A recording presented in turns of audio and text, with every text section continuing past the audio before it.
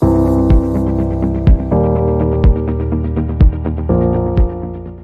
everyone. Well, good morning from Mexico. Good afternoon for some of you. We are very happy to have this session today. Thank you very much for attending this workshop on journal quality and editorial criteria to be indexed in one of our indexes, the Index of Certified Journals Redalyc, or the Index of Journals in Consolidation from AmeliCA. We are here, myself, Arianna Becerril García. I am the Executive Director of Redalyc. I am professor at the Autonomous University of the State of Mexico. I've been here for, 20 years. Actually, this is the 20-year anniversary of Redalyc this year. So, and here with me is Alejandra. Alejandra, could you please introduce yourself? Yes, of course. Well, currently I'm working as the editorial quality coordinator at Redalyc. And well, I don't know what else I could say. Okay, thank you, Alejandra. So we are here, to present, first of all, to some of you who are perhaps new to Redalyc or AmeliCA services, and what are the benefits and the processes and advantages to be indexed in one of these indexes. So it is important for us to let you know that we are sometimes we are referred as an alternative platform. I mean, alternative in terms of the mainstream platforms that are more well recognized in some other regions, like the North, the global North in general. But here in Latin America, you probably know that Redalyc started in Latin America, but it is now expanding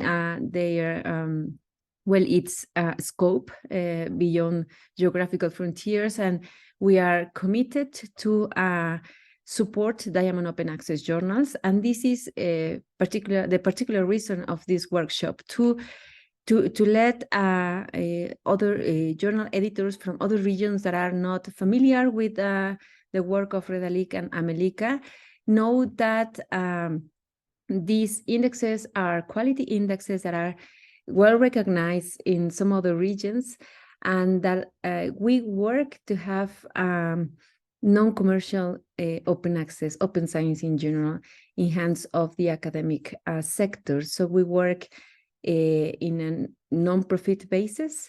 Of course, we are non-commercial platforms. We are based on the Autonomous University of the State of Mexico, who is the main supporter or the main sustain of Redalyc and AmeliCA as well. And without any further introduction, I will start. This workshop is going to last 2 hours. Well, we hope like 1 hour and 30 minutes to present, and then we can also we would like to answer any questions you may have.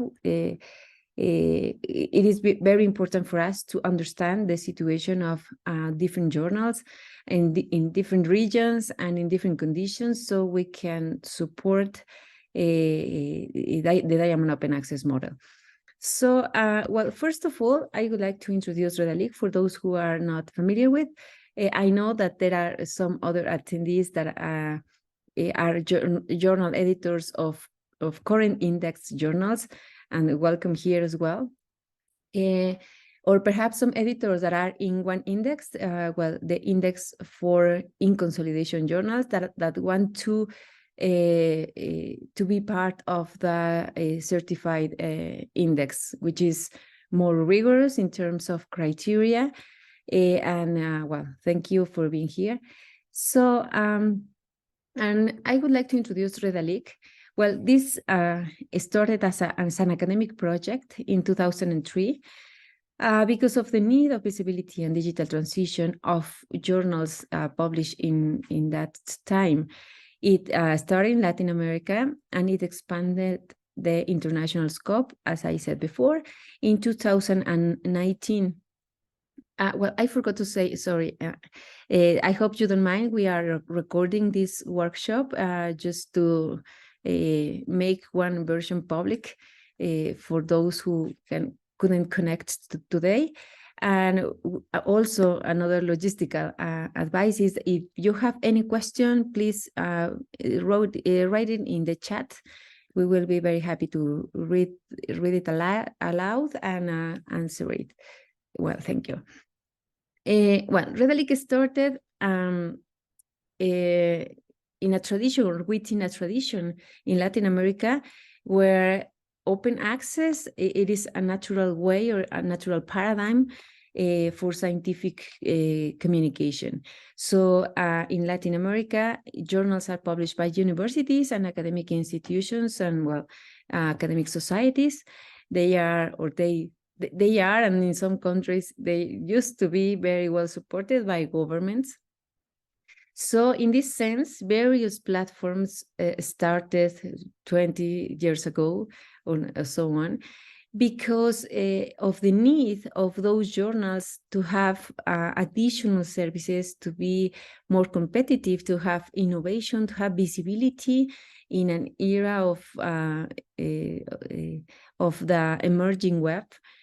So Redalyc started as a scientific information system with some key components. One, it is the index of quality journals.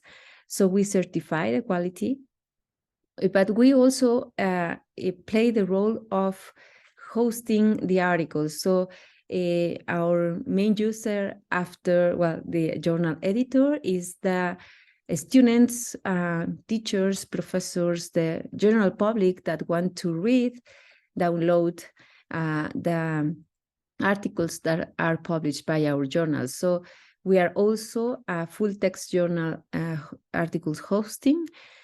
And like 1 decade ago, we started to work with services for editorial workflow and XML JATs. Since we realized in that time, well, and now, of course, it is a current need for journals that are being struggled with sustainability, and we identify that many processes are being outsourced, and the cost of that outsourcing, it is sometimes, it is compromising the sustainability of a journal. So we started to develop different, technologies and tools, and I will explain it in a little bit more. We started to develop these systems for XML JATs, for editorial workflow, in order to have a positive impact in the sustainability of the journal. So the costs are not very high to keep doing a journal in hands of the academic sector, which is not always easy, of course. We also provide metrics on usage, metrics on co-authorship, on internationalization. So some of them are not exactly indicators, are more like representations, cartographies, maps, because we are convinced that Diamond Open Access Publishing is also very, it has a lot of potential to contribute to the research assessment landscape, which is now co-opted for or by the impact factor metrics or citation metrics. And we are convinced that the academic journals that are published by the academic sector need to be part of that industry of prestige and some other, strategies that are determining who is who in science, and which are, promotion, hiring, and grants are based on those metrics. And we believe that academic journals need to be part of that, Diamond in particular. And we also provide different services in terms of discoverability. This is our numbers. Well, we have almost 1,600 index journals in our platform. from 31 countries, from about or published by 800 institutions almost. We index, as I said before, the full text. So we have around 1 million full text articles. And we are providing a service for the end user to download or read the articles in our platform, which represent 12 million article downloads per month. And we have those articles coming from 1.5 million authors from almost the worldwide, because sometimes we believe that the journals that are published in one region only provide service to authors and researchers in that region, but it's not true. So we have discovered that we mainly index Latin American journals because of the history of Redalyc, but these journals are providing a service for researchers from any other region. So this is important to highlight. And all our services are framed in a model and the philosophy of science as a public good. So we believe in the cooperative approach that is characteristic from Latin America, where universities are in charge of publishing the journal editors and their teams are the ones in charge of the quality of the peer review processes, which is the core and the heart of a journal, and on building the community around the journal in terms of authors, researchers, readers. And in this sense, Redalyc is an infrastructure that provide added value services in different terms, as I said before, journal production tools, quality certification, enriched file format generation, so all the editorial workflow, interoperability and discoverability, metrics and statistics, and other services for authors, for countries, for institutions, and for different tools to analyze the scientific output that is being published by the journal collection. So in this sense, the architecture of services starts with the evaluation and with our quality criteria, which is the matter of our today's workshop. So we are very committed to work with journal editors for quality improvement or quality certification for those who are already consolidated. So in this sense, we have a quality criteria and a methodology for evaluation for journal assessment.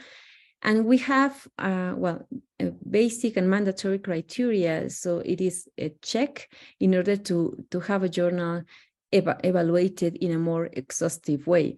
So a journal will need to pass this set of criteria with the minimum qualifications. Alejandra is going to explain in detail that the journal must not charge APCs, and it is very important for us to have proof that the journal is not commercial, that the journal is not charging, of course, authors, of course, readers, but authors. It is important that it's free for authors to publish. And also it is a requirement that the journal transit to the XML-JATS technology, either with our systems that we provide, but with any other tool that you may have to generate the XML-JATS is okay for us. We can import XML-JATS from that tools, from any other third-party tool.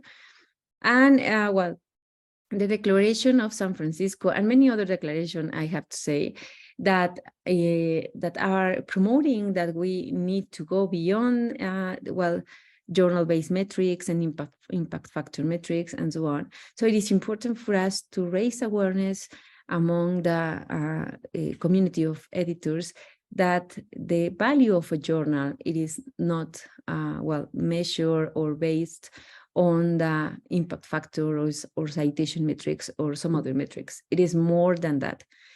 For us, a journal is really a vehicle of communication, an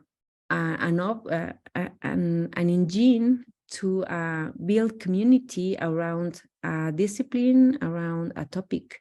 So it is more than that. And we, all our services are based on that philosophy. So after that, after the journal is, approves the journal assessment process, we provide a user account for the journal editors and their teams.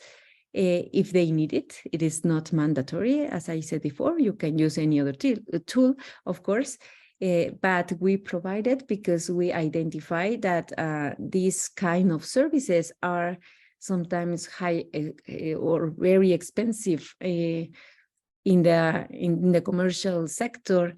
So to have an XML JATS, it's sometimes difficult and it's sometimes very costly.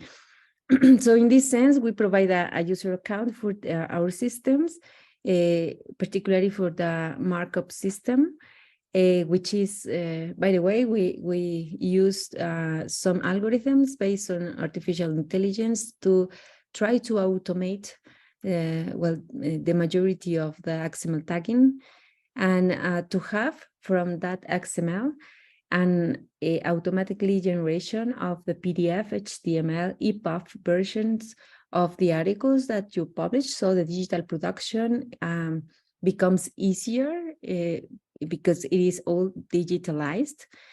We understand that if you want to produce a PDF, for example, with a traditional workflow, well, it is okay. Sometimes it is more handsome, the PDF that you can produce, but this is something that is also as an alternative for journals that are struggling with survival in terms of the digital production. We also provide a responsive reader, which is HTML5 based, and a mobile article reader. So this is, for example, the system. This is just a quick view of how the process of tagging is being or needs to be done in the platform. So we have a wizard that automatically detects and identifies titles, authors, keywords, paragraph sections, and the user needs to supervise that action. It is also compatible with MathML, so all the mathematical expressions, equations can be tagged at mathematical levels. So it is, and this is very important because we sometimes see that in many journals we have the mathematical expressions, images, tables, grids like that as an image. So it is impossible to process that information, to replicate that information after, or it is only represented or making available for reading by humans, but it is important that that human can process that information easily. So we provide this tool that can do that at that level.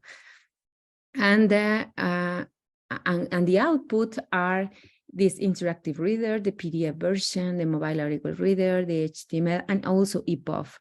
Of course, all is free to use for the journals we index. So this is one of the benefits, among others, to apply to be part of Redalyc. So we have some studies based on the contribution and the workflow efficiency, and we believe and we work every day on that to cut costs of InDesign formation or traditional formation. Because once we have the XML, which is, by the way, aided by artificial intelligence algorithms, you can have automatically all those formats. So the cost saving in terms of digital production is important. As I said before, it's not mandatory to use these tools. It is a service that you can have access if you have your journal index in Redalyc. So after or based on that output or in the output of, I mean, if you do the XML JATs in other tools, you can send it to us. We import them to the system, and based on that XML JATs, we also provide different tools for full text retrieval at different levels. So we have search engines, search filters, we index full text. We also have different browsing engines in terms of, well, thematic, discipline, geographic browsing. And we also develop different web pages by author, by institution, by journal, by area, and by country. So the idea is, for example, to provide information. This is the case of the National University of Colombia. So to provide information about their journals, the journals that are being published by the university, but also provide information on the scientific output of the university that is being published in journals indexed by Redalyc. And this is a very important benefit, or let's see, contribution, allow me to say, from Redalyc, because we perform an exhaustive normalization process of the metadata that is being added into our databases.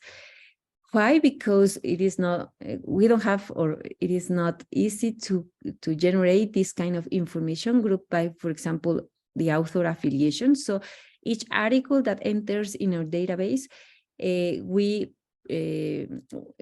normalize that information. We provide a unique identifier. We identify the different, well, the affiliation of the author, and these affiliations have a unique identifier. So we can process that and group the production or the scientific output by universities or by countries. So we can see, for example, the authors of a specific country, and you can have this information because everything is available online, of course.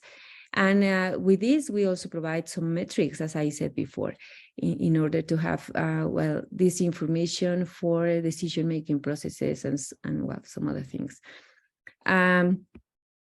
We also have, well, this initiative, which is, the name is AmeliCA. Sometimes there's confusion or misunderstanding between these two initiatives, but AmeliCA, it is not exactly as a scientific information system. It is an initiative, a multi-institutional, well, community-driven initiative, which is supported by UNESCO and led by Redalyc and Claxo, with the aim to provide and preserve a cooperative, sustainable, non-subordinated infrastructure and model for open knowledge. So the idea is to, well, together with Redalyc, with Claxo, and with different institutions that are convinced that we should preserve the model of, well, the publishing sector in enhanced, in control, and owned by the academic. So we work together in order to have, well, different services additional from the ones that we are already offering in Redalyc and in some other infrastructures, because we believe this, that we can have, well, different technologies combined or as a roadmap to have a more organic ecosystem nowadays. So sometimes technology and the web, it is taken as a tool, but not exactly as a new space for knowledge sharing. And I think these technologies can really impact in the sustainability of the non-commercial publishing. We perhaps are all aware about the problems that commercial publishing are causing to, well, it is unsustainable for many institutions and governments to keep paying for subscriptions, of course, but now it is also an important crisis in terms of APCs and the inflationary well, system of the commercial publishing sector. So we believe that the academy-owned non-profit publishing it really can be the solution for our communication of science, and technologies play a very, very important role. So with this cooperative approach of science as a global public good, we intend to provide different services to impact in the costs of a journal production. So, and I underline the cooperative approach because we provide the services, but the journal editors are the ones who are working on the quality, who are working on making, of course, the journal possible, but we provide some supporting services that can help in terms of visibility, discoverability, and I forgot to say, and allow me to come back to this one, I'm sorry, and some other services that are based on the quality evaluation process, based on the workflow technologies, but also to impact in terms of interoperability and visibility. So we work very hard in having the content of a journal indexed in directories. For example, we have a procedure and an agreement with DOAJ to have or to export the metadata of your articles into the DOAJ, so it can be retrieved by DOAJ engines. We also work with search engines, with Google Scholar, for example, with content aggregators, with repositories. And this is one very important service that we, and I think it's kind of having a momentum, this service of integrating Diamond open access articles into institutional repositories and thematical repositories, because this is a way to integrate the green and the diamond roots of open access in order to work together and to really potentialize the impact in terms of visibility, but also in terms of research assessment sources of information. We also provide this, layer of metrics. So you can also trace the visibility of your journal. I mean, in the time, you can see who is downloading, reading, which is the community of readers of your journal, but also you can have information on the co-authorship, on the community of authors that is being using, allow me the term, using the journal as a vehicle of communication. And we have also this layer of linked open data and other open data formats, not only linked open data, but where we are providing semantic collections, for example, by every SDG, the Sustainable Development Goals. So we have this collection of journal articles, and we provide a service to retrieve that information grouped by each SDG. And we also provide different knowledge representation, for example, in SparkQL with RDF and other formats based on the XML. And you can download this information, of course, available in our platform.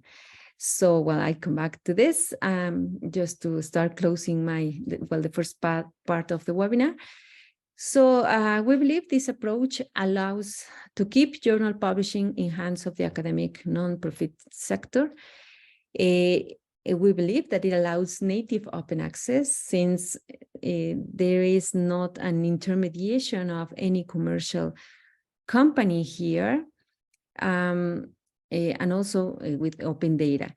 It prevents journals from charging APC. Well, this is our we hope that this will happen.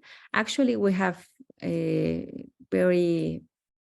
happily success stories on the prevention of the APC business model in order to have access to these services, because some journals are charging an APC which is very, very low. And in the case of for the Diamond open access journals, and they realize that this charge is not going to be a solution for the sustainability of the journal, and they decided or opt to eliminate this charge to authors in order to have this kind of services. So we have very happy success stories on that. Well, it includes these kind of tools to generate all the output formats as I said before, and it is important that that highlight that leverages data granularity, well, to enable novel ways of discoverability and knowledge representation. I mean, all the tagging at each variable, each digit of a mathematical expression, each image or the content of a table within the article can really have this enriched XML tagging, and services can be more, well, let's say intelligent, but also can be more innovative in terms of metrics, in terms of the experience to the end user, in terms of the reading formats. I mean, so the innovation can really be part of this, because these processes allow the content to do that. And this is something that if you see some journals coming from the most well-recognized commercial publishers, they don't do that. I mean, this is something that the sector as a whole, either commercial or not commercial, it is like behind the technologies. It's always one step behind. And we would like to revert this situation and to take technology and innovation as a way to sustain non-commercial publishing, but also as a way to find more innovative ways for research assessment, and to eliminate some of the preconceived ideas and processes around, well, the industry of prestige. And that can really impact in having more inclusion, more equity on the access, but also on the production. And I think I will stop here. I think we have some questions here. I think we can answer some of them before we move to the next topic. Well, or maybe not, Arianna. Maybe we can answer them by the time I start explaining a little bit about the editorial criteria. I just allow me to answer the first one, because some of them you're not going to touch those topics. If it is related to criteria, I will let you answer that, right? Okay, thank you, Patrick. How much time is usually needed from submission to Redalyc AmeliCA to a first decision? I think Alejandra is going to answer that. If I understood correctly, XML JATS production may be added if a journal currently does not have this, but fulfills exactly. If you pass the process of evaluation and you are accepted to be indexed in Redalyc, you can have access to Marcalyc and all these tools only because you are indexed in our platform. Okay, licenses, we are going to talk about licenses a little bit later. And okay, what happens when after a while a journal does not meet the quality criteria? Okay, thank you for that question, because I'm going to answer with this couple of slides about the indexing processes. So we have two indexes: the index of certified journals in Redalyc, which is a very rigorous criteria. And we have all these steps that are important to, well, this is the flow for the evaluation. So you start the submission in this moment by sending an email to that email, evaluacion@redalyc.org. And then it starts with a preliminary assessment that we want to make sure that you cover, that you meet the basic criteria, which is you are non-APC, open access journal, you have a peer review process. I mean, all the basic criteria that Alejandra is going to explain. And then we perform the evaluation process, which is the verification of different criteria with some evidences that we need to verify that you meet these criteria. And after this, internal evaluation made by the coordination of quality in Redalyc, then if the journal approves that, then it passes to a qualitative appraisal by the steering board, which gives a qualitative assessment on the journal.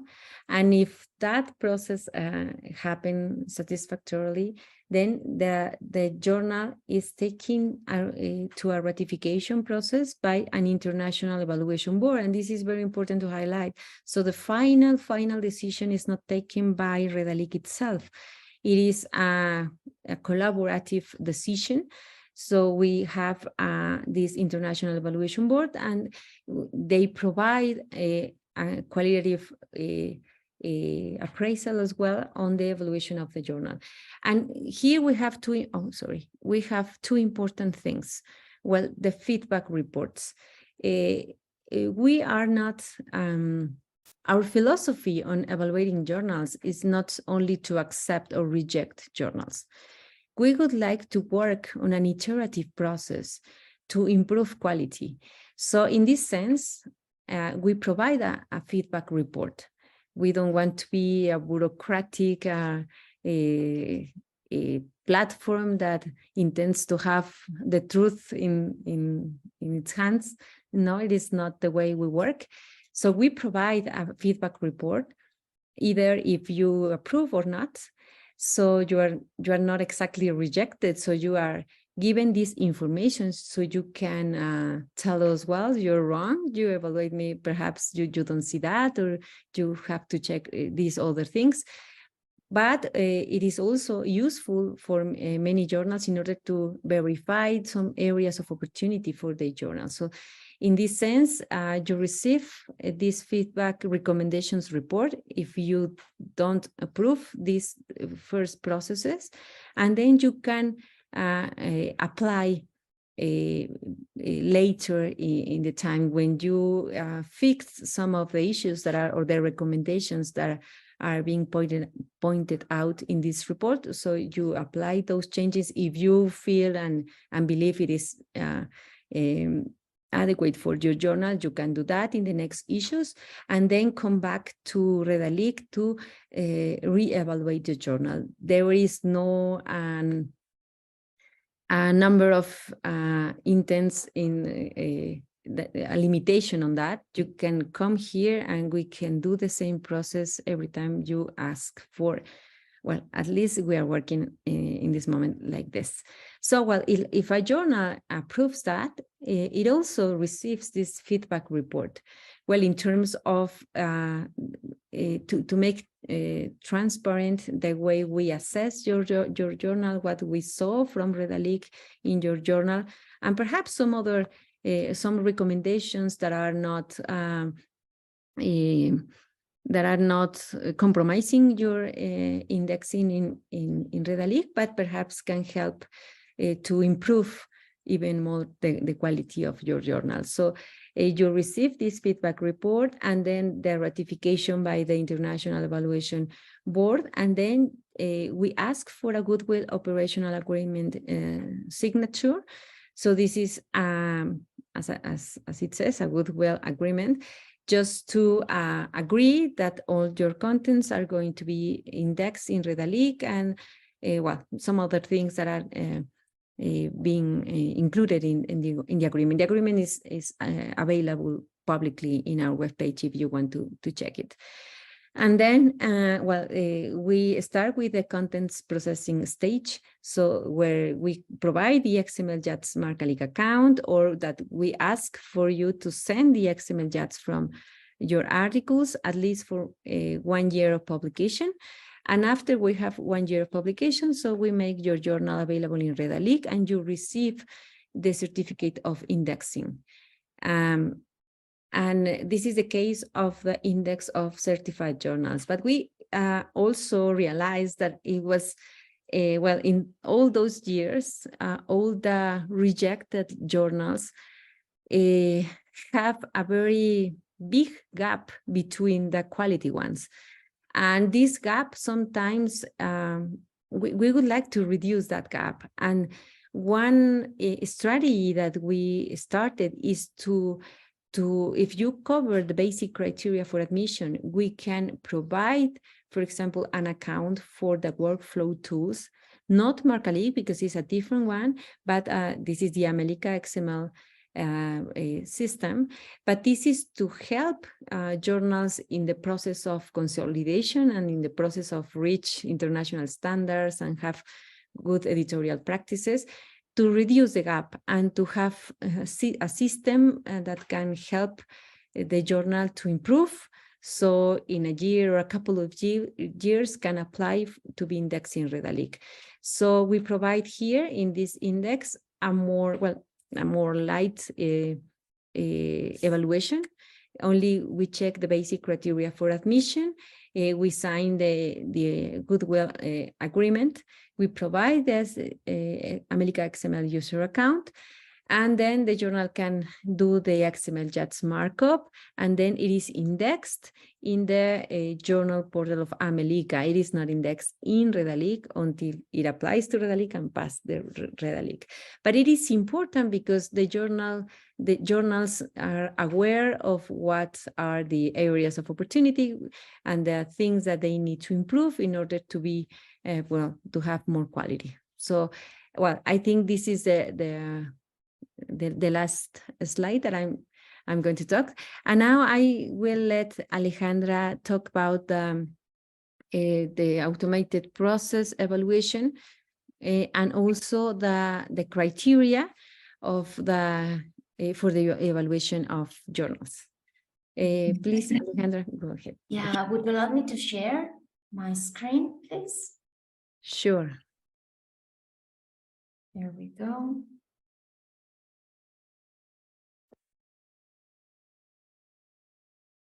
Okay. So, well, at the very beginning of the webinar, I simply said, well, my name is Alejandra. I'm the editorial quality coordinator. I'm in charge of receiving your journal submissions and assessing them, okay? And of course, both those ones submitting to Redalyc and AmeliCA. Nowadays, we are registering all your submissions in this new system, which is called Shanghai, which is aiding us to make the automated process faster, and which will provide us a faster response from the different entities that participate in your journal's evaluation. So I'll tell you a little bit about it. Sometimes we import your journal's data from the Directory of Open Access Journals or from the Web of Science, from Scopus. Some others, we register all information you provide us either by mail or by the form some of you decide to send us through the web. I mean, we have a form you can fill in online. So here in this system, we can complete all missing information in case we simply import data, or we register things such as your aims and scope, the languages you publish, or also your indexings. And after doing that, we send you a submission letter, and we expect to receive it back, signed by the director or editor-in-chief. And well, many of the journals do not know how to start that submission process. So what we've been doing lately is to receive the basic data. We need your journal's name, the full name, the official one, okay? we need its website and its electronic ISSN. Apart from that, well, maybe the name of your publishing institution and also its website. Yeah, basically those 5 data.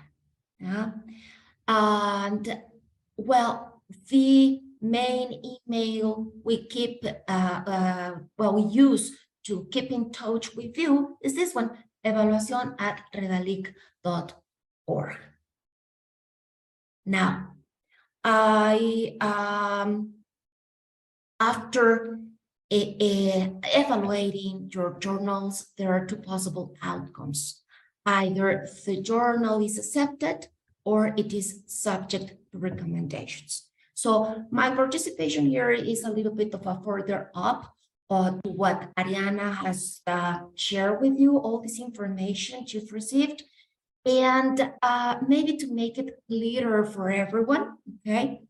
So that you can understand a little bit better the indexing processes. And okay, so what happens if you're accepted? We send you a report, yeah? And we request all your materials, both PDFs and XMLs. And of course, after receiving them, yeah, we inform you about the possibility of using Redalyc or AmeliCA XML system. What if you already have your own XML? We simply import them. Yeah. And okay, Arianna mentioned it is a very exhaustive evaluation process. Well, it is very demanding. What if my journal does not pass this evaluation? Okay, in that case, you will also receive a report, and we provide you with feedback. We point out areas of opportunity. At the very end, what's the ultimate goal or the ultimate end of this webinar? We invite you to submit your journals if you haven't done it yet, or to let you know about all those criteria we evaluate so that you can start working on them, or so that you can incorporate them into your editorial practices. Well, we expect to receive some advances, some improvements, notifications about what you've been changing so that we can corroborate them on your sites. And of course, ideally, you should be sending that information within 6 months, but some journals do it later. So in that case, we invite them to submit their journal. Some editors do it later, so we invite them to submit their journals once again for a reassessment. Okay, so to sum up, after you have sent a 1-year publication in the XML format, those issues are imported. You will find them online. You receive a notification with an access with a link to your microsite, and we send you a certificate of indexing, and just then you are allowed to inform everybody through your site, through different social media, that you've already fulfilled this goal and that you have been just indexed. Now, before I start talking about the editorial criteria, there is something I'd like you to do. I'll be displaying some screenshots taken from different journals so that you can notice what sections we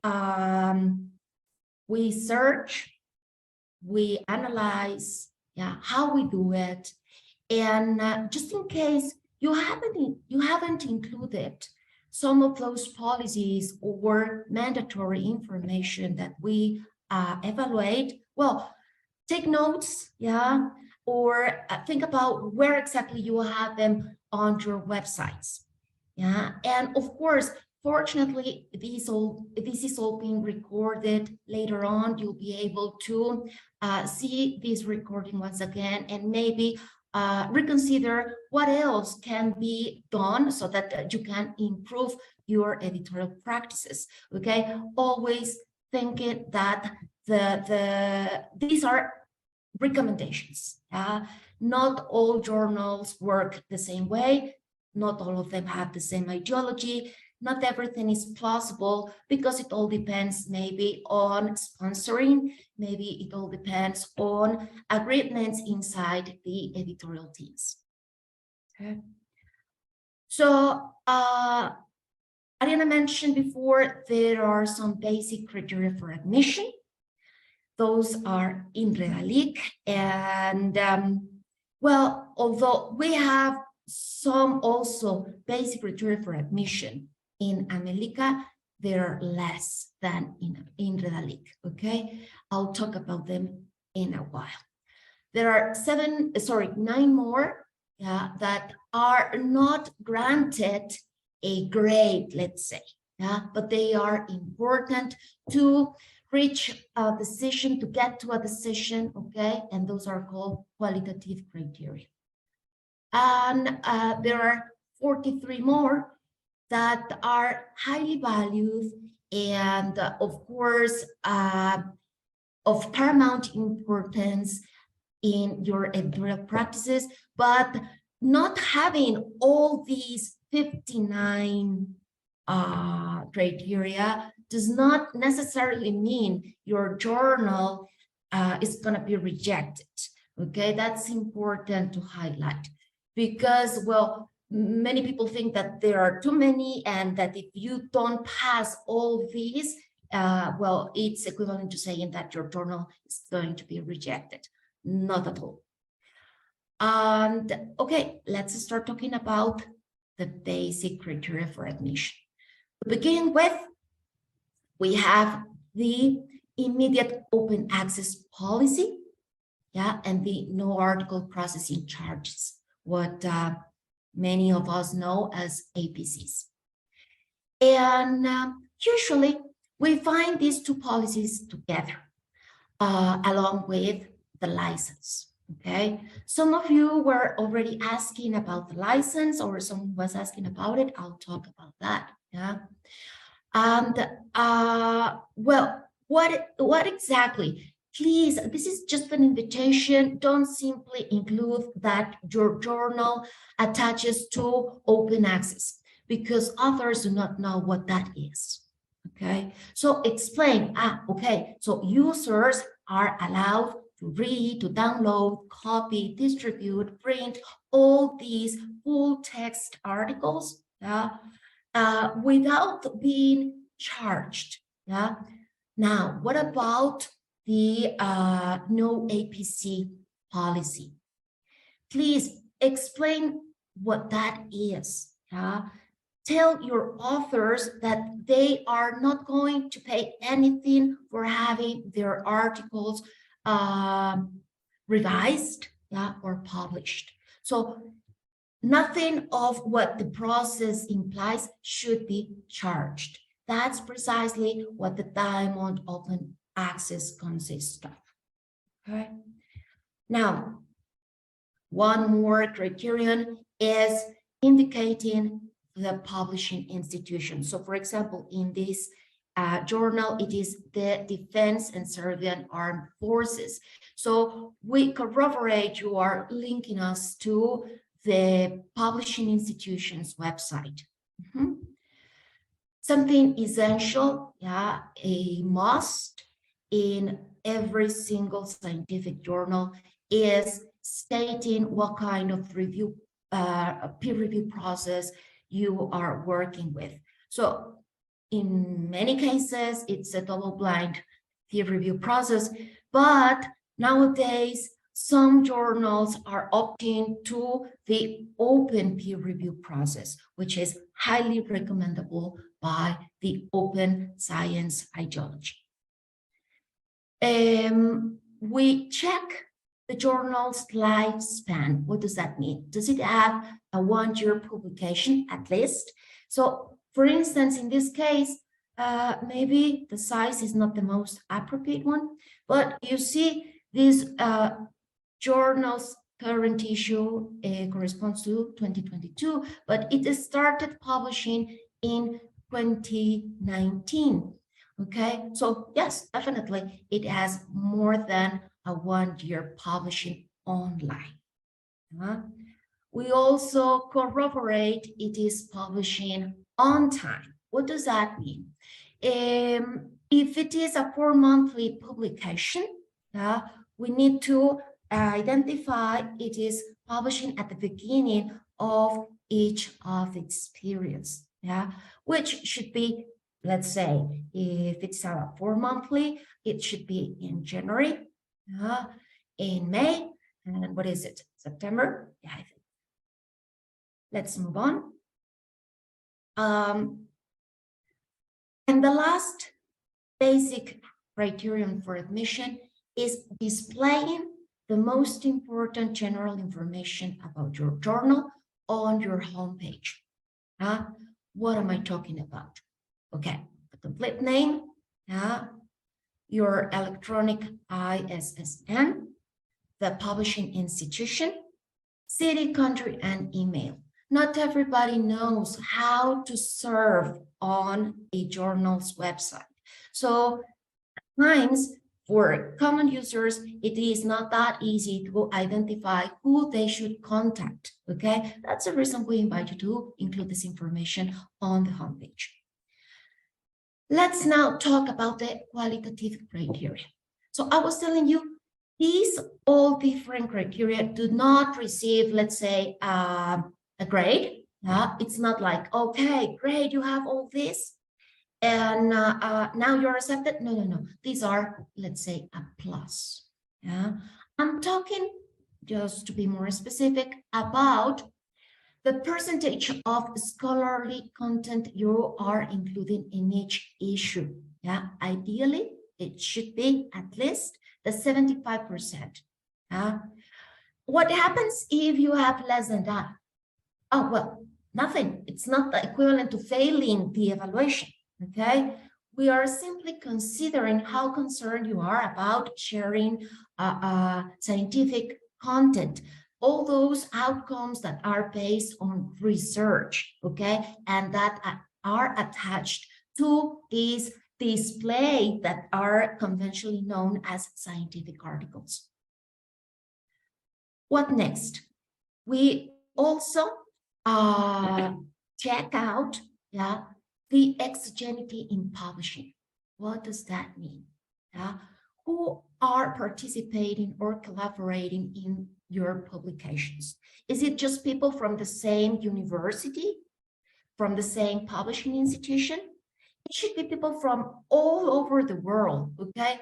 So are you interested in receiving submissions from other institutions from the same country or from other countries? That's what we are paying attention to. We pay attention to how many articles you are publishing annually, okay? So some journals get a little bit worried because maybe they are publishing just a few articles a year. So the ideal number, it should be between 16 and 25 articles a year if we are talking about social sciences journals, okay? But if your journal focuses on another area, okay, we take into consideration some other factors, such as your scope, your regional scope, okay, and the subject you focus on. So at times, demanding such a number from the natural and exact sciences is not that possible. It is not possible. we also look for how many articles you are publishing issue after issue. Yeah, we concentrate on the last 3 issues, and if it is a if we find a very inconsistent number of articles, yeah, well, it calls our attention. What's going on there? What's not working inside your editorial workflow? For example, what if we find the current issue is displaying 17 articles, but the previous one has just 4? So what happened there? Yeah. So I'm giving you there an example. Well, ideally, once again, there should be maybe 8 scientific articles in each of these 3 last issues. Okay, but it mustn't be considered like, oh, that's the acceptable number. No, it varies. It all depends on each journal. Now, another criterion, qualitative criterion, the reading formats. Yeah, are you willing to aid your readers to have a more interactive experience or easy way of reading text? Or are you still reluctant to, move towards the digital reading that allows an easy experience, okay? A more flexible one. So many journals are still stuck on providing the PDF as the only possibility, the only reading possibility. But there are many other formats, rich formats that allow a more flexible way of letting your users, your readers know your articles. So here you see an example that displays that there is not only the PDF, there are others such as the EPUB, the HTML, and the XML. Now, what's that, the XML? Some journals include it as a format, and they are actually sharing an HTML. Yeah, an XML is a machine-readable format, so it can be read by any common reader, yeah, or user. This is what an XML looks like.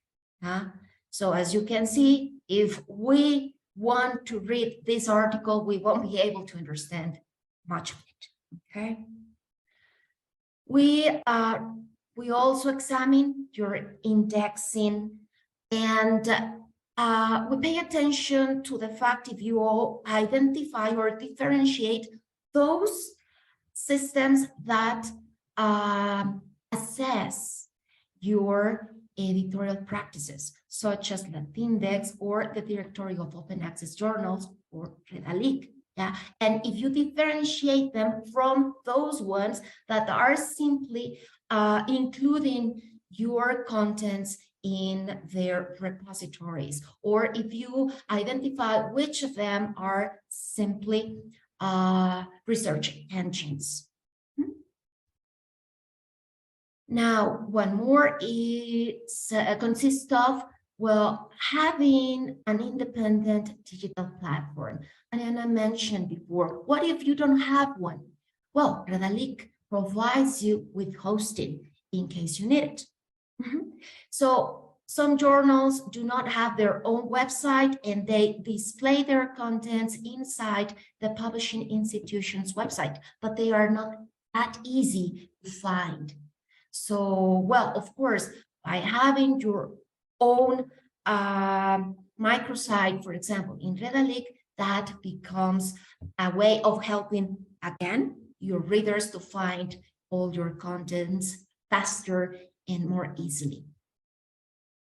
And finally, there are 2 criteria that are closely related: the percentage of scientific content and this other one that is simply called or entitled scientific content.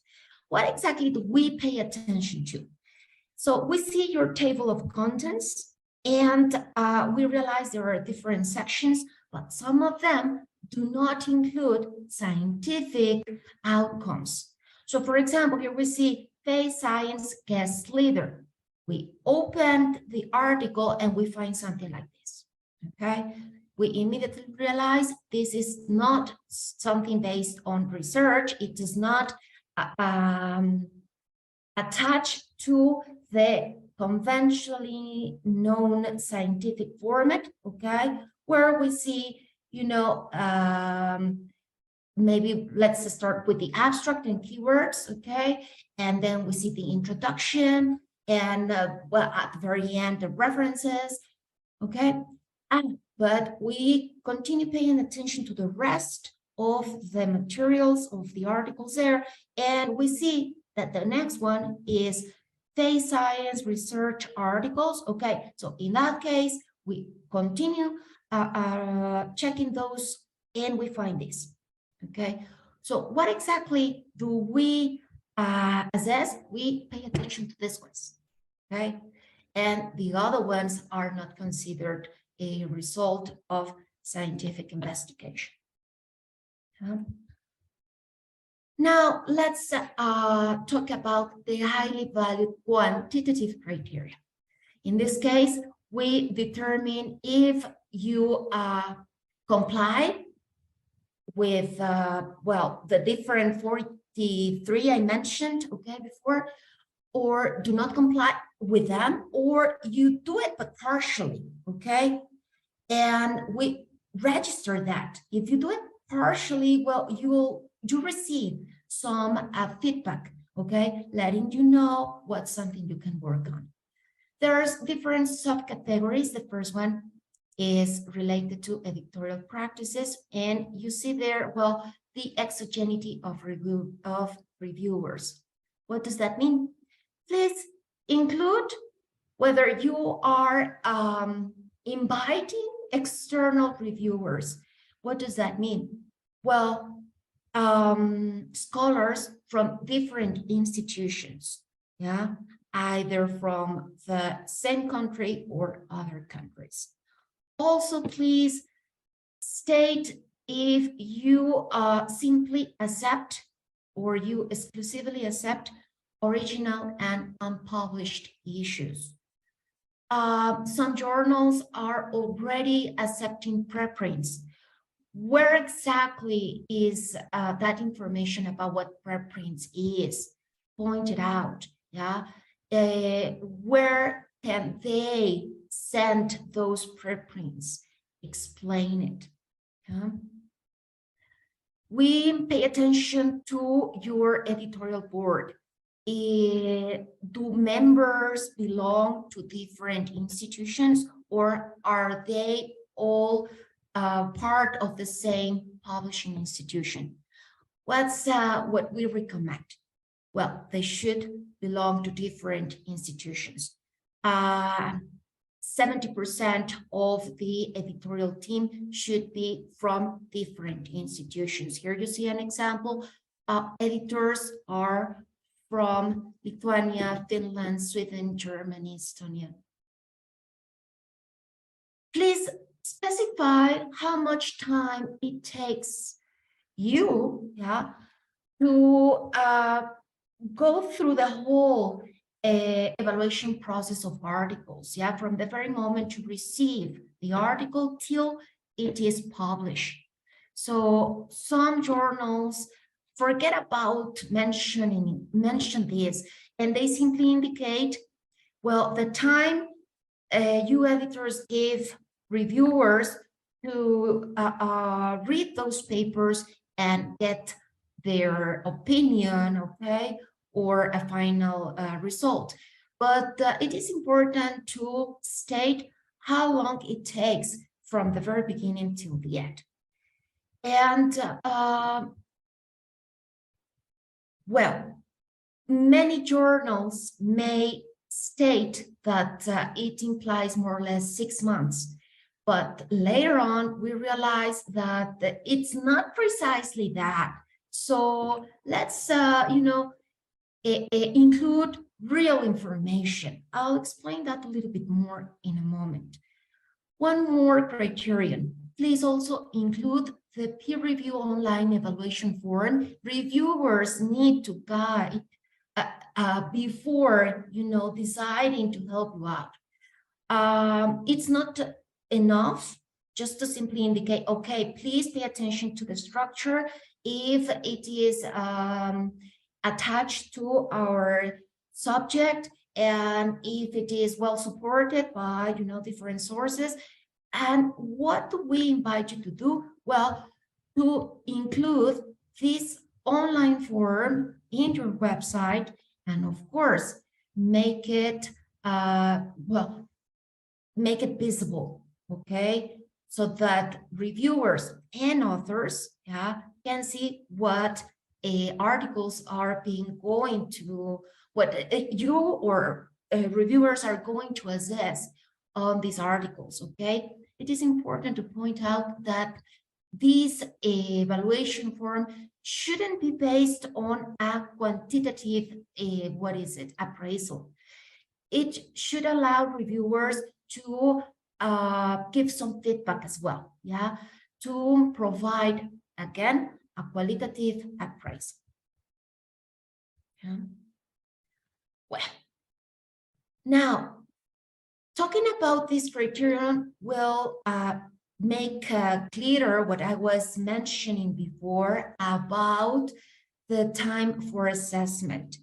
So we take a look at your articles and look for the reception date, the revision date, the acceptance date, and in some cases, the publication date.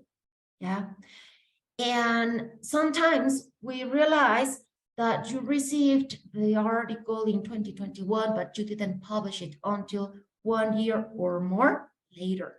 So is that consistent with what you stated before within your policies about not spending more than 6 months, processing these articles? It is not, right? Okay, so ideally, these dates should be on the first page of each article. Why? Because later on, if you decide to use Redalyc to tag your articles, you are asked for this information at the very beginning. Okay, well, that's one of the reasons.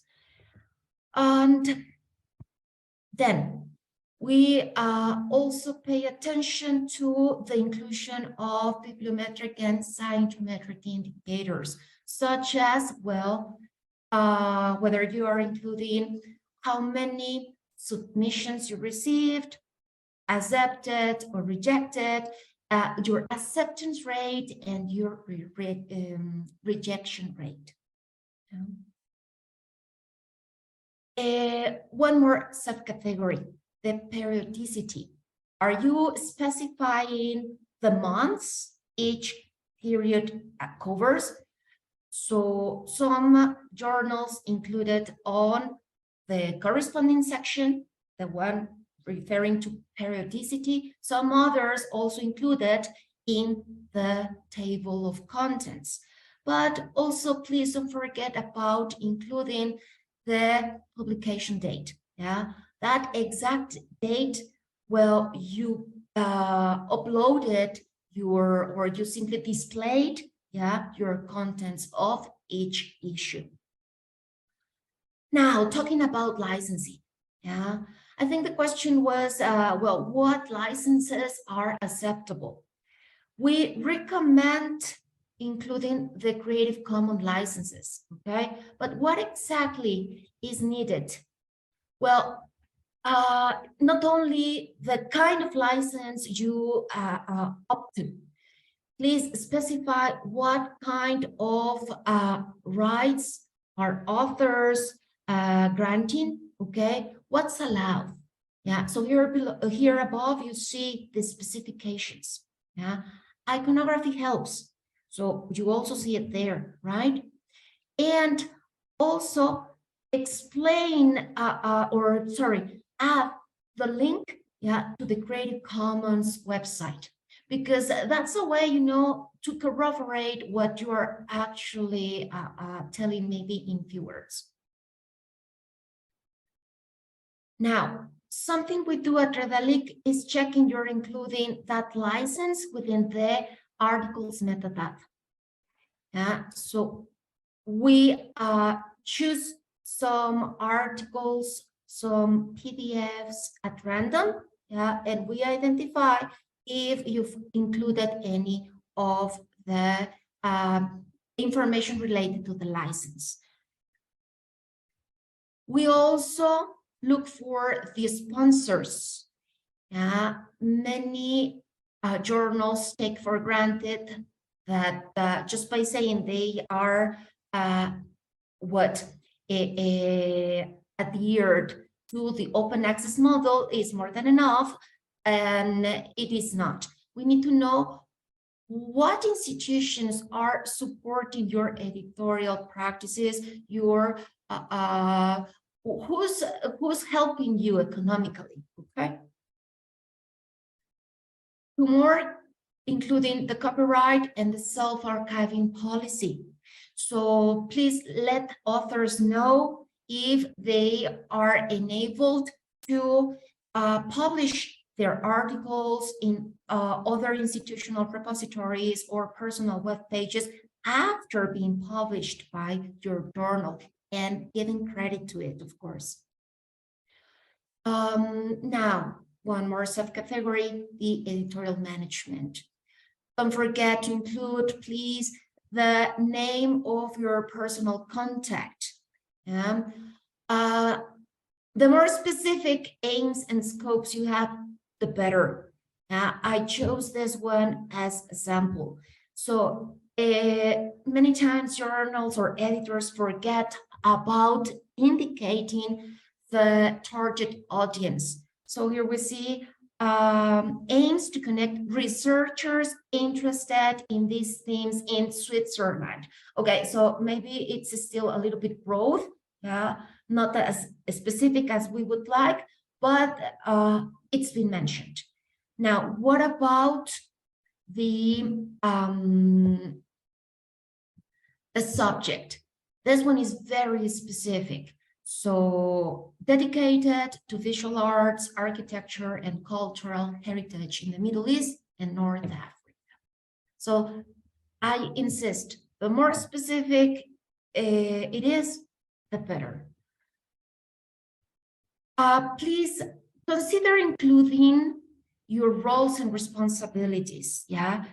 And well, here maybe it is too tiny. Yeah, I'm displaying an example. The editorial coordinator is in charge of the communication with the advisory board and the evaluators proposed. Yeah. What about other editors? Oh, they are in charge of the communication with authors, and there we see their other responsibilities. We also identify essential information in each bibliographic letterhead. What mainly? Well, of course, the journal's name. Some journals decide to include the abbreviated name, fine. The volume and the issue. Some journals simply include just the volume or the issue, okay, no problem. The year is a must. Ideally, the ISSN. Okay, the electronic one. Some others include, for example, the pages or the months covering the publication period. Some others, the digital identification, the digital object identifier. Okay, perfect. What about this insistence on the information related to the editorial board or team?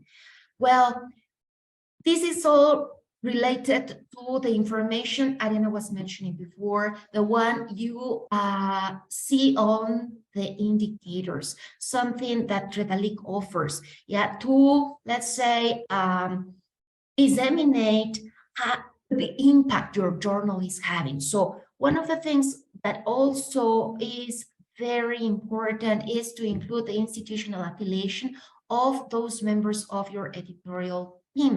Yeah, and we invite you not to use acronyms. Yeah, include the full names and the countries. What about the tables of contents? Considering English is becoming very important everywhere as language, yeah, we invite you, if you are not publishing in English, to include the titles of the articles in 2 languages, okay? So let's say you are publishing in French. Well, why not including the title in English as well? Information about the authors. We look for full names, yeah, the institutional affiliation, including, of course, the country, yeah. Some journals include just the city, and we need to look for the country if we don't know the city. So, well, once again, I invite you to include full names and countries. Of course, we also pay attention to the fact if you're including the corresponding author's email, okay? And well, of course, nowadays, orchids are being included in all articles, but well, you cannot expect authors to send the orchid if you do not request it. So please include it in your author guidelines, yeah, as a requirement. Once again, I'll talk about the indexings. Yeah, we check all your indexing logos or links actually redirect us to the not exclusively the indexing webpage, but to the journal.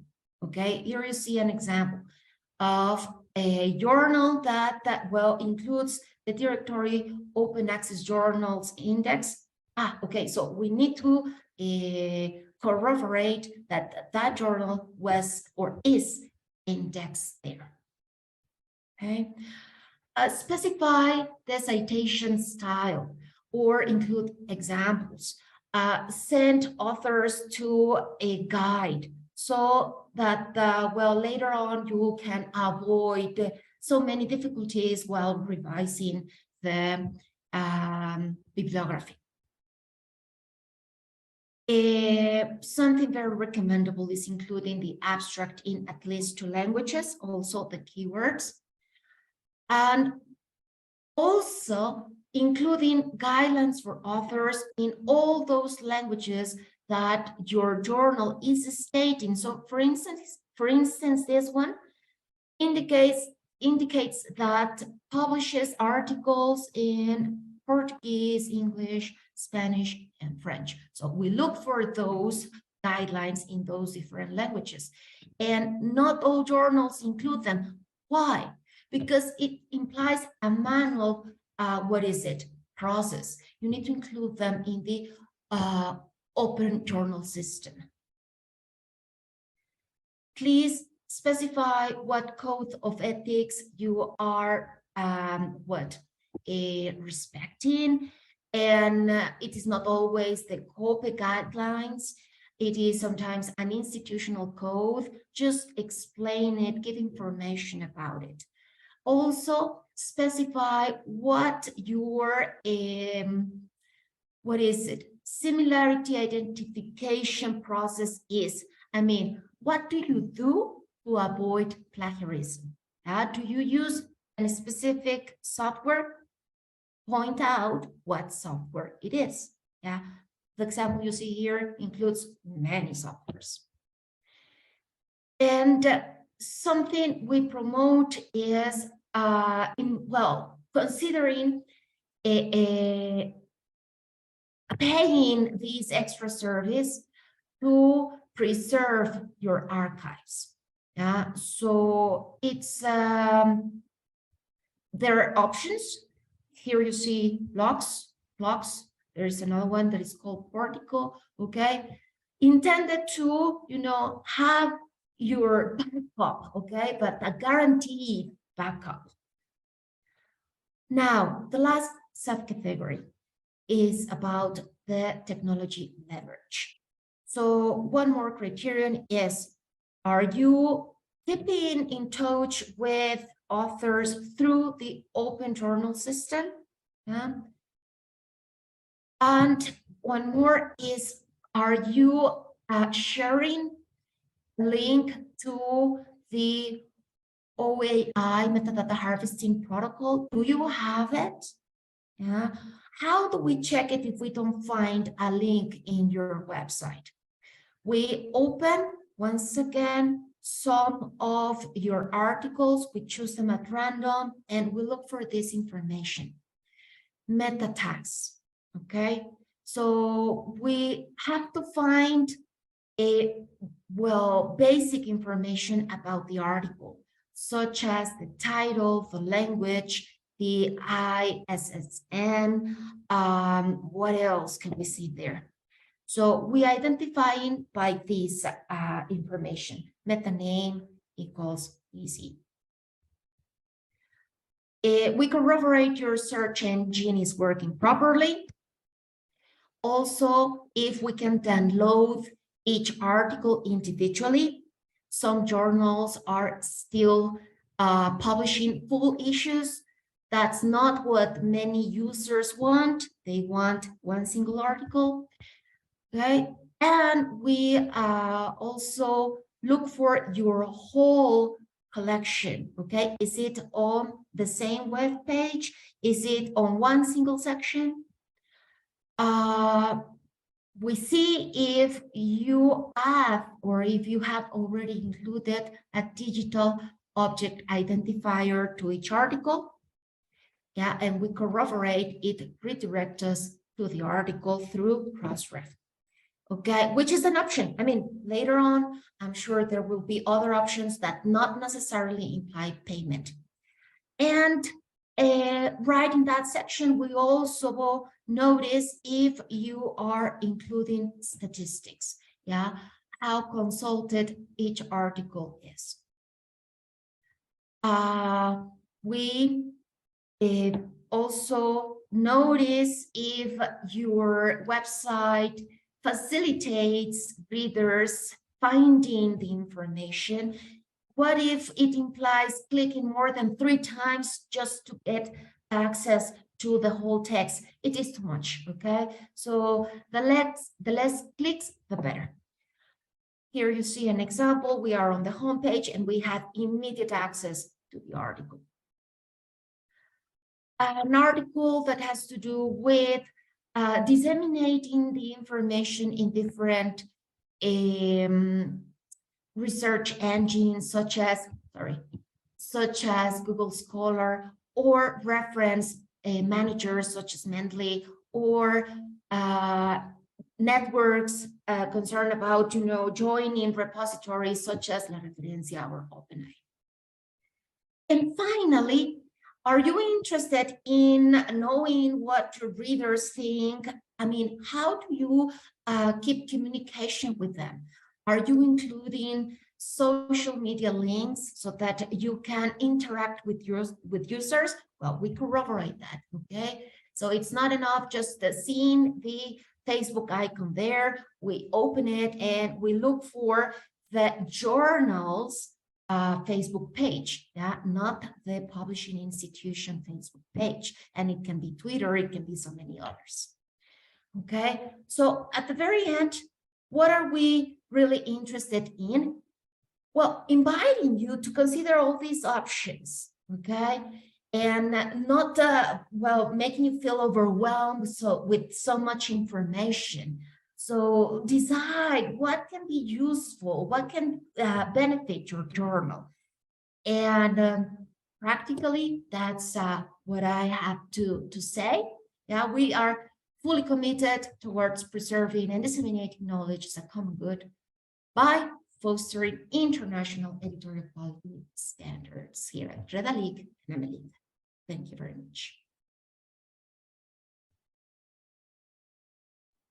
Thank you, Alejandra. I think we almost addressed all the questions, except from one, I think that perhaps regarding the time process. Yes. Yes.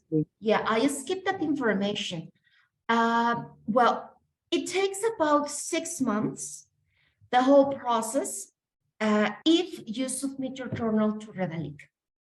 Okay, it may imply a longer wait if your journal is identified as subject to recommendations. Yeah, but well, in the case of AmeliCA, it is a very brief period. I mean, we don't spend so much time because we simply identify less basic criteria for admission, such as open access, no APC, peer review processes, and well, how willing you are to transit to the digital publication. So the process in AmeliCA is shorter, and you receive a response in maybe a couple of weeks.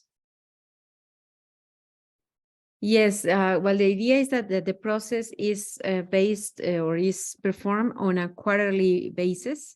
So we work, for example, if you send your submission in the first quarter of the year, then we do the evaluation, and then we need to take that evaluation to the International Evaluation Board, and then we have to give them a month, approximately a month, to answer and to give their qualitative assessment.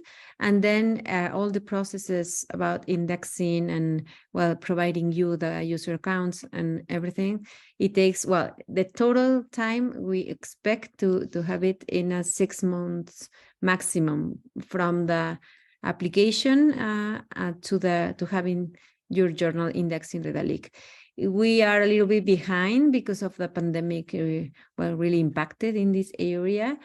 But we have now, well, this new system that we believe it will make the process more efficient. And we also have the excellent commitment of Alejandra and her team to do this. So, so this is important because some other databases, they don't really have, or they don't stick to a time, to compromise a time to giving a response, but this is not our case. I don't know if there is any more questions. Please feel free to raise your hand. I can open the microphone if you want to make it aloud, or to write any other question. In the meanwhile, I just want to let you know that you will receive an certificate of attendance for this webinar to your emails that you used for registering. And this video will be publicly available in the YouTube channel of Redalyc, so you can have a look or share it with some other colleagues.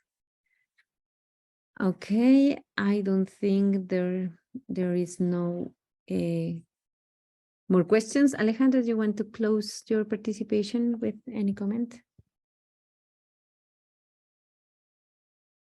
Oh, you're muted. Okay, I know that there may be lots of questions because that's what frequently happens, but we have so much information that we can hardly choose what question to ask. So I invite you to keep in touch with us. I mean, you can send us an email asking us whatever you are concerned about. I see someone raise his hand. Yes, Fernando, you can now speak. You are unmuted. Well, I allow you to unmute your microphone. Please do it.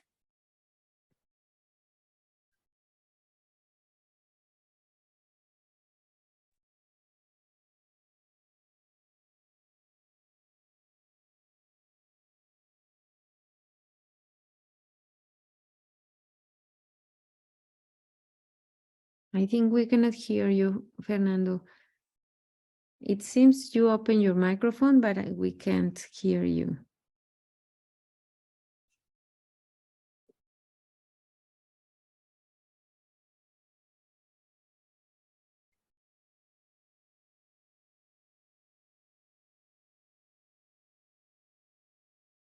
Okay, now he's writing. Okay. Yeah. Having some problems with his microphone. Yeah, if you want to write your question, just add it in the same window. Something, yeah, I just want to make one clarification about the process. Well, sometimes when you see it as a whole, perhaps it's a little bit overwhelming because it is a lot of criteria. But the thing is that, as Alejandra rightly pointed out, is that you don't need to comply with all the criteria. Some of them are highly value criteria. And the idea is that, well, it is desirable that you have it, but it doesn't impact in the evaluation result directly. But well, the idea to have this exhaustive evaluation and this amount of criteria is that that you can have a better look at the quality of your journal in detail. So the process, it is really time consuming for us, but we really believe we need to invest in this kind of exercises as an iterative process, as a way to provide feedback. And also from us, it's very important because we learn every day from that evaluation process and the different circumstances and different contexts that you are facing. So it is also a learning exercise for us. So then you feel free to apply. I think we all win from this exercise, and don't be afraid of doing that. Okay, Fernando. Okay, I think we have some other questions. Oh, let me see. Okay, if we can send the presentation. Yes, of course, Fernando, we will share the presentation and the link to the video for you to have it as well. And we have 2 more questions from Patrick. Well, we applied our journal 2 years ago, and we completely understood that COVID pandemic affected the evaluation. I was just wondering if we should apply. Okay, yes, we are a little bit behind with the applications during the period of the pandemic. It was really, well, we were struggling on that period with many rotation of our personal and team members. But well, I don't think so. But Alejandra, could you please answer that? Yes, Patrick, please be so kind to send your data to evaluacion@redalyc.org. Yeah, and we'll track your submission. So, well, maybe it's already been registered in our system, and we are simply waiting for a response from the board. And well, we can tell you.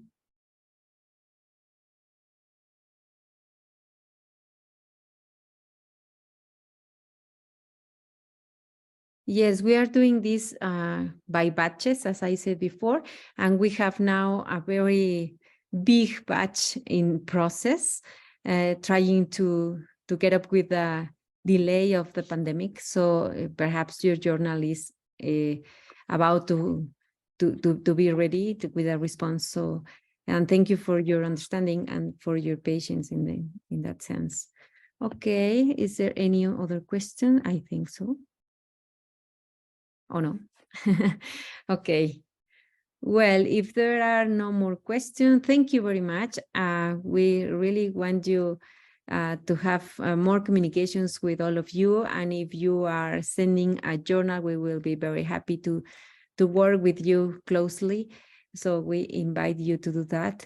And you will have, well, more news on what we are doing, and you will receive your certificate in the following days. Thank you so much. Thank you.